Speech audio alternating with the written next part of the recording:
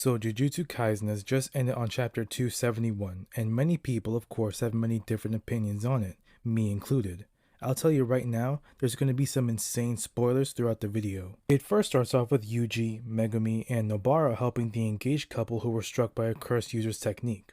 After trying to find out through the multiple reasons that this is happening, they were able to find out that it was from a cursed user and they left his range. After subduing him, it turns out he was a customer from when she was a hostess and bought her the bag she was wearing. This serves as a moment for a flashback between Gojo and Yuji. It seems they got done with the switch training and Gojo wants to talk about how he feels there's been essentially enough of Gojo Satoru and how he wants his students to excel in their strength. A core thing he's always wanted, how he feels they should focus on excelling their strength and potential and just forget about him, which Yuji says that they can't. He questions Gojo's sudden shift, which he says that he's experiencing a confidence he's never had before, and that he's expecting great things from Yuji.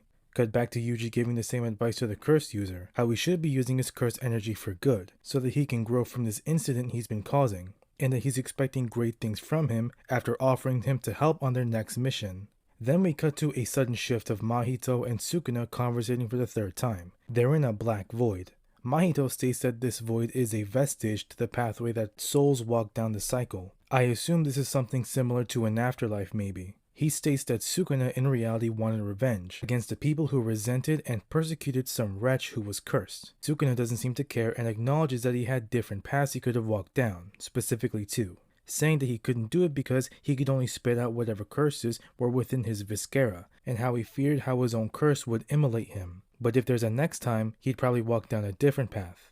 This enrages Mahito, saying that Sukuna's gone soft, which he replies that he did since he lost, walking off with Urame, leaving Mahito to have a temper tantrum. We then cut to the last few pages. Inumaki, Panda, and Maki, and together with Yuta, who seems to be healing from the body switch, Akari, Karawa, and Yuji, Megumi, and Nobara. The very last page is a thermometer shed containing Sukuna's last finger, same one as chapter 1, marking the end of Jujutsu Kaisen. Fans are not happy. They really aren't happy.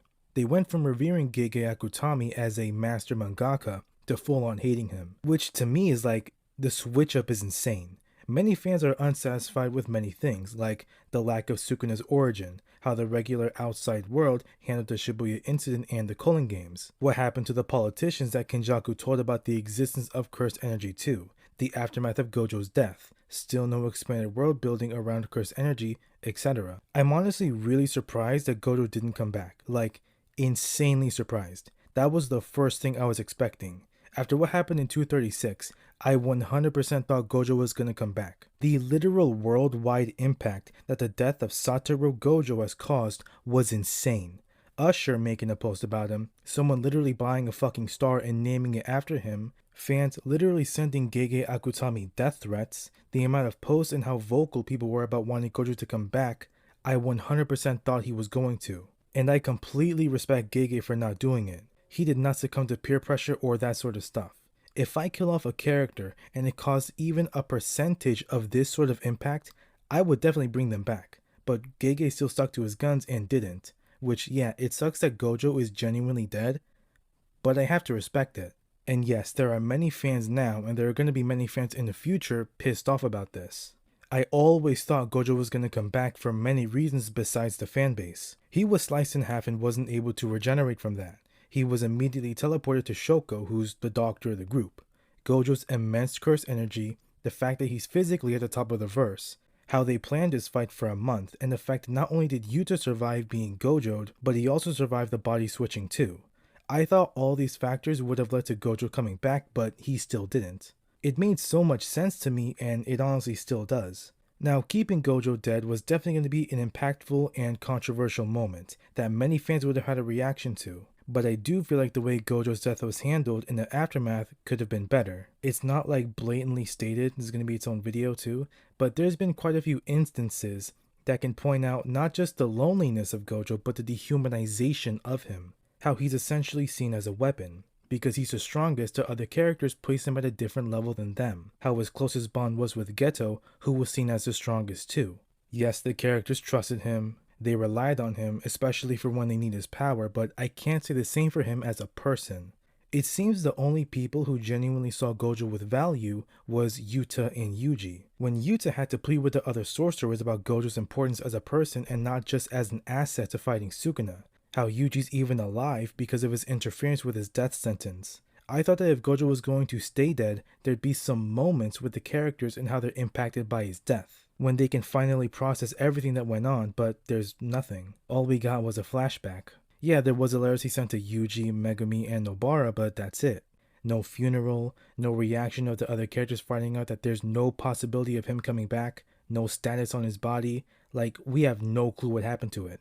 The fact that because he was the last person of the Gojo clan with the limitless technique and six eyes, and that he's dead, meaning there will be no descendants, meaning that these two things are now gone forever, wasn't mentioned at all. He had the biggest impact on Jujutsu High and the other clans, but it wasn't expanded upon. Gojo being dead is a tough pill to swallow, but I feel like the handling of it would have had a less negative reaction. When it comes to Sukuna, I do like how it seems to be going for him. It seems like he might reincarnate possibly, since reincarnation is big in JJK and talks about choosing a different path. There are still many ambiguous things too, like who the woman was on the left. A lot of people think that she's his mom. Mahito mentions how Sukuna wanted revenge against those who persecuted a wretch, possibly his mother. It seems that Sukuna must have been born this way. It's not clear on if he was born the strongest or if he grew to be the strongest, but it does seem he was born with the deformities he has. 4 arms, another mouth, his large size, and his 4 eyes.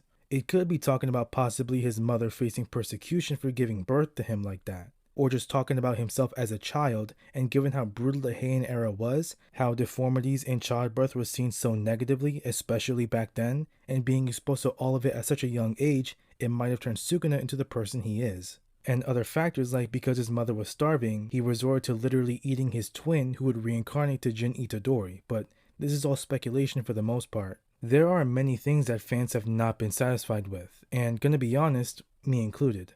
Now, I'm not gonna crucify Gege. I'm not gonna switch up on him and say he's the worst mangaka ever. I'm not gonna insult his writing or anything like that. I respect him and I think he's an amazing mangaka, and I will be reading and supporting whatever work he's gonna be making in the future. I'm not gonna tell someone how to write their story. Now yeah, I did mention things like he should have expanded more on world building, but there's a very big difference between me saying that he should have expanded on Sukuna's origin so fans can understand him more, and completely switch up on him to even threatening him. One is a critique, the other isn't. As a writer, I can only imagine the amount of pressure that this has made, the literal worldwide impact of Gojo's death, the fact that it's a worldwide beloved manga, the death threats he's received.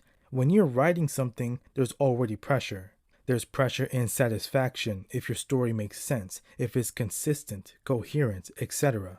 Even if you're only writing for yourself, there's all these factors, but it's boosted 100 times when it's on this scale. I don't think we can tell him how to write his own story because it's not ours. And even though I'm not satisfied with it personally, you can feel however way you want about it, that doesn't take away the impact that this manga has had and overall how it's an amazing story. In the end, Gojo did win. He wanted his students to grow and be stronger in the future. They will and they did. He's the reason it even happened. His capture is one of the reasons his students grew stronger.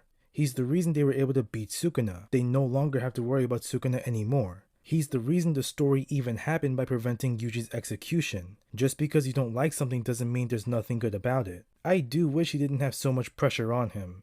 I do wish the process of making this manga could have been easier for him, but it's already done. This shouldn't impact all the hard work, dedication, thought, ideas, anxiety, pressure, stress, happiness that this manga had in its making and the impact it had on the fans reading it along the way. I'm just happy to have experienced it. This series has inspired me more than many other works of fiction. It's helped me more with my own work and storytelling. I'm happy to have seen the fans of it be so inspired by it and make their own work from their inspiration. All the beautifully crafted fan art, all the videos and animation and songs made because of their love for this manga. I'm happy to have appreciated the amazing art that Gege can make, understand and love the characters he's written, be nervous as hell for the next chapter wondering what's going to happen next, all the funny ass memes that came out of it. I'm happy to have something to talk about with my friends and family. I'm happy to have experienced it all. This series has genuinely changed my life and has been there for me in the last 2 stressful ass years I've been having. This chapter only came out like a day ago. at the time of writing the script. I'm hoping that when more people have had some time away from it and think of it from different angles, they won't hold it to such a negative level anymore. Yes, feel however you want about the ending, but I don't think it should let you forget all the love you had for it before. Anyways, be kind to yourselves and each other. Thanks for watching.